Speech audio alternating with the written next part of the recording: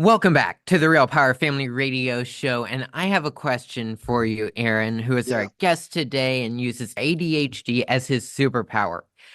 How is it that you use that? How do you use that as your superpower? How does that make you more successful? Well, there's a bunch of components. We discussed the focusing concept at the beginning. And I think another piece of it is that with ADHD, we get what's called hypervigilance. Now, this hypervigilance can lead to things like criticism sensitivity dysphoria, abandonment sensitive. So you're afraid of what people say and you're afraid they're going to leave you. Well, because they do leave you. You get kicked out of classrooms, you get kicked out of friend groups because you're not listening. You're waiting for your turn to talk and you're waiting for them to finish because you've already thought ahead to what the end of their sentence is going to be. So you interrupt them and that ticks them off. They don't want to hang out with you and that makes sense to them. But you end up having to become hypervigilant to how and who you are being, because you're told that unless you're on meds, you can't learn and you can't be in relationships and you can't be successful. And so you start to monitor yourself. There's a great quote by Dr. Jose Stevens.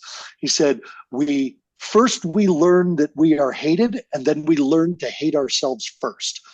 And to me, what that means is that you spend so much time trying not to get kicked out of things that you kick yourself out of things so that other people don't do it and hurt you.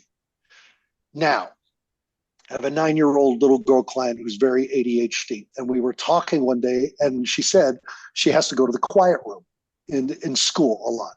And I said, how do you know when it's time to go to the quiet room? And she goes, well, my teacher makes this face. And she made a face like she's grimacing and showing her teeth. And I'm suddenly realizing this 9-year-old girl can read body language. And so instead of saying, okay, well, you need to relax and focus and school needs kids to be able to listen and you're distracting them, I got on YouTube with her and I taught her body language and micro expressions. And not only was she a natural at it, but she was like, my friend does that when they lie. My teacher does that when they're stressed out. My mom does that.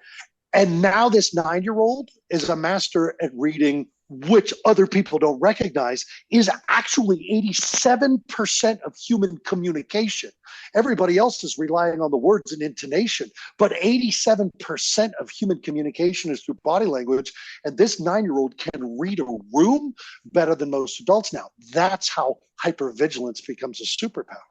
Hyperfocus. When I go into hyperfocus mode, I have to tell people around me, don't interrupt me, because if you do, I will be interrupted. And if I leave what I'm doing, I'm going to accomplish miracles right now. I'm in hyperfocus. Don't talk to me. And my wife, bless her heart, her patience with me is incredible. So, wow, I didn't realize I do the same thing to my kids and wife. And if I am writing, they'll come in and I'll be like, shut up, no. And they just disappear. And then I might walk out of the office a half an hour later. And I'm like, I'm sorry, did somebody come in?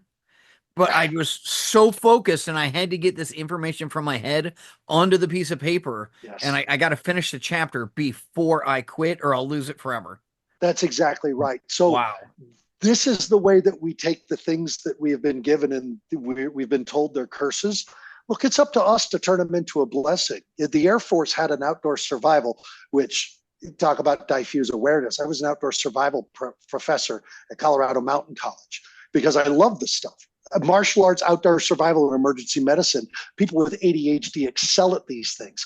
Teachers, emergency room personnel, nurses, soldiers. Like, you have to become these things because you must not have tunnel vision.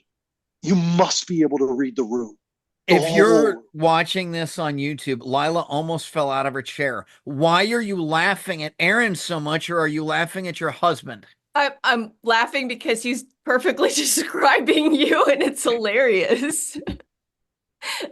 Sorry to cut you off, Aaron.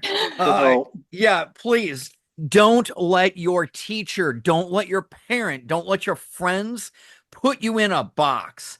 Devin, what do you think about the box? What box? There is no box. Get out. Just because you are different. Could you imagine how awful life would be if we were all the same?